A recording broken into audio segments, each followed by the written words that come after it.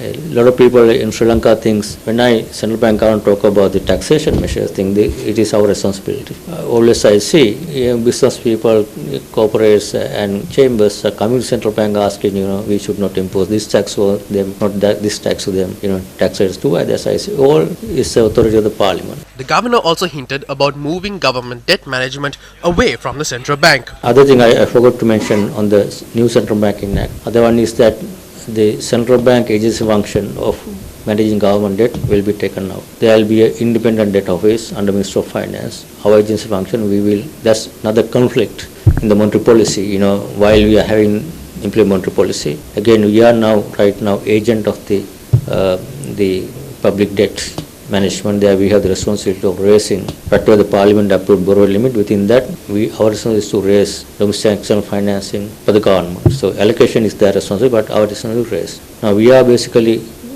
excluded from that. That new law will not have that. There's a transition position under which until they institutionalize and establish the independent debt office, we will be basically doing that until that time. It will take a couple of years. But once we establish the institution, then our responsibility of taking the sovereign, managing sovereign debt won't be our responsibility. Dr. Nandalal Veerasinghe also spoke on debt restructuring. I think domestic debt, first priority right now is to get financing assurances from external, especially bilateral creditors, and also with the commercial creditors engage in good faith that we are already doing and engaging with the commercial creditors.